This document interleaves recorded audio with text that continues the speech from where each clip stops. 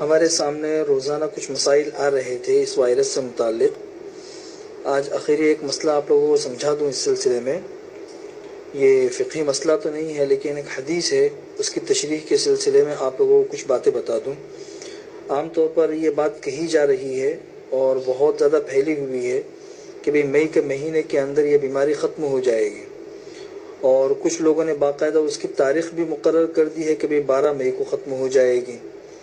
اور اس سلسلے میں وہ ایک حدیث پیش کرتے ہیں کہ حدیث کے اندر ہے کہ جب ثریا ستارہ طلوع ہوتا ہے تو ثریا ستارے کے طلوع ہونے پر زمین کے اندر موجود تمام آفتیں اور بیماریاں ختم ہو جاتی ہیں۔ تو اس سلسلے میں کچھ باتیں آپ لوگوں کو عرض کرنا چاہتا ہوں۔ سب سے پہلے تو یہ بات سمجھ لیجئے کہ اس قسم کی روایتیں موجود ہیں، لیکن ان احادیث کا اور روایت کا مطلب کیا ہے اسے ہمیں سمجھنا ہے۔ دو طرح کے طبقے ہیں۔ کچھ علماء کا کہنا یہ ہے کہ یہ جو روایت موجود ہے کہ جب ثریا ستارہ طلوع ہوتا ہے تو زمین سے موجود تمام بلائیں اور وبائیں ختم ہو جاتی ہے، یہ عام ہے۔ پوری دنیا سے بلائیں ختم ہو جاتی ہے اور ہر طرح کی بلائیں ختم ہو جاتی ہے، چاہے وہ پھلوں سے متعلق ہو، چاہے وہ عام انسانوں سے متعلق ہو۔ لیکن اکثر علماء کا کہنا یہ ہے کہ یہ جو روایت ہے یہ خاص ہے، عام نہیں ہے، اور اس کے بہت سے شواہد موجود ہیں۔ چنانچہ مسند احمد کی ایک روایت ہے کہ عثمان بن عبداللہ ایک راوی ہے، وہ کہتے ہیں کہ ایک مرتبہ میں اور عبداللہ ابن عمر دونوں ساتھ میں تھے۔ میں نے عبداللہ ابن عمر سے پوچھا کہ بھائی یہ پھلوں کو ہم کب بیچ سکتے ہیں؟ پھلوں کے بیچنے کے سلسلے میں حضور اکرم صلی اللہ علیہ وسلم کی ہدایت کیا ہے؟ تو حضرت عبداللہ ابن عمر نے ارشاد فرمایا کہ حضور اکرم صلی اللہ علیہ وسلم نے ہمیں پھلوں کو بیچنے سے منع کیا ہے پکنے سے پہلے قبل ان یبدو صلاحها، بدو صلاح سے پہلے بیچنے سے منع کیا ہے۔ تو اس راوی نے پوچھا کہ حضرت یہ پھل کب پک جاتے ہیں؟ تو عبداللہ ابن عمر نے ارشاد فرمایا کہ جب ثریا ستارہ طلوع ہوتا ہے اس وقت میں یہ پک جاتے ہیں۔ یہ مسند احمد کی ایک روایت ہے۔ یہی تقریباً روایت مختلف الفاظ کے ساتھ میں بہت سی کتب احادیث کے اندر موجود ہے، اور حدیثوں کو ہم سے زیادہ وہ علماء اور وہ محدثین سمجھتے تھے۔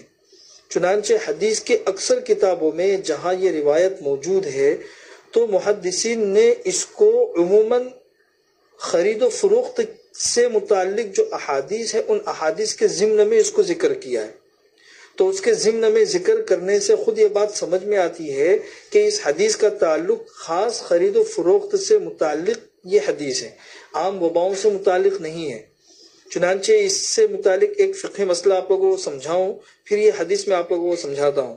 حدیث مشہور ایک فقہی مسئلہ ہے کہ ایک چیز اگر آپ کی ملکیت میں نہیں ہے اور آپ کا اس کے اوپر قبضہ نہیں ہے تو اس سے پہلے آپ اسے بیچ نہیں سکتے ہیں، اس لیے کہ اگر اس کے قبضے میں آنے سے پہلے ہی آپ نے بیچ دیا تو ممکن ہے کہ آپ کی ملکیت میں آنے سے پہلے وہ ختم ہو جائے، چوری ہو جائے، ضائع ہو جائے، کوئی نقصان آ جائے۔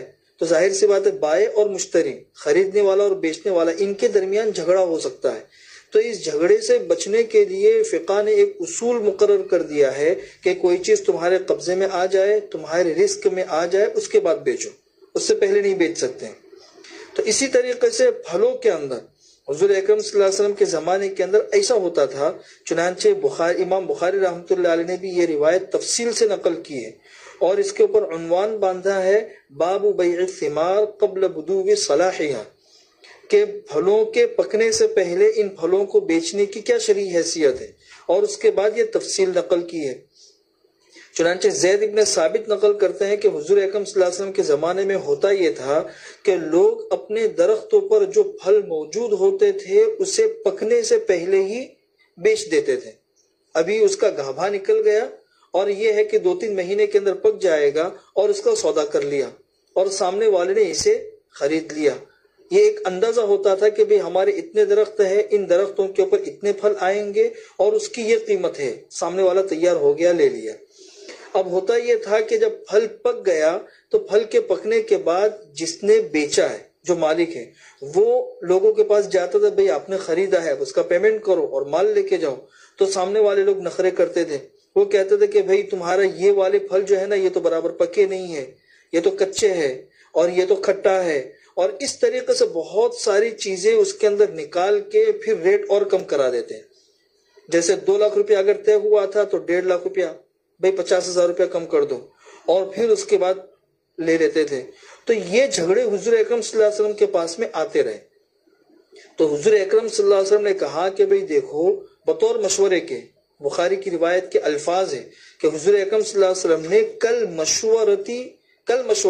مشورے کے طور پر حضور نے ارشاد فرمایا کہ جب تک پھل مکمل پک نہ جائے اس وقت تک تم میں سے کوئی بھی اسے نہ بیچے، اس لیے کہ پکنے کے بعد ہی اصل پتہ چلے گا کہ بھئی کتنے پکے ہیں اور برابر ہے کہ نہیں. اور پکنے کے بعد پھر سامنے والا دیکھے گا کہ ہاں بھی یہ مال مجھے خریدنا ہے، پھر اس کے بعد اس کا بھاؤ طے کرو.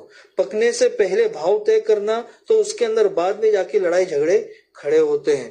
تو جب حضور اکرم صلی اللہ علیہ وسلم نے مشورے کے طور پر یہ بات کہی تو پھر زید ابن ثابت نے اپنا یہ معمول بنا لیا تھا کہ جب تک ثریا ستارہ طلوع نہیں ہو جاتا تھا اس وقت تک وہ اپنے پھل بیچتے نہیں تھے.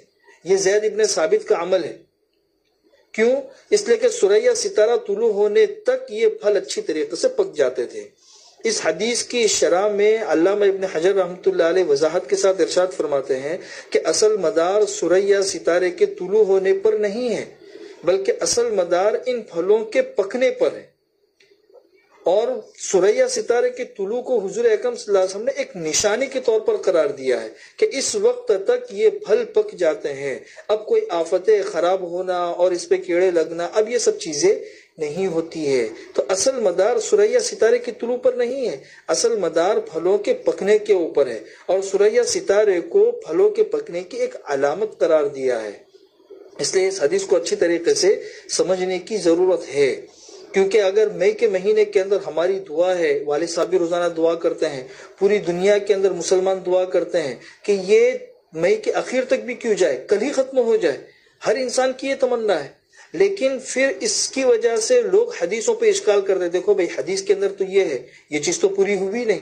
حالانکہ حدیثیں ایسی ہے کہ حدیثوں کے صحیح مفہوم کو سمجھنے کے بعد اس کے پر کوئی اشکال باقی نہیں رہ جاتا ہے. اس لیے ان باتوں کو اچھے طریقے سے سمجھے تاکہ ہم اس پر عمل بھی کر سکیں اور حدیثوں کے اوپر ہمارا یقین اور بڑھ جائے.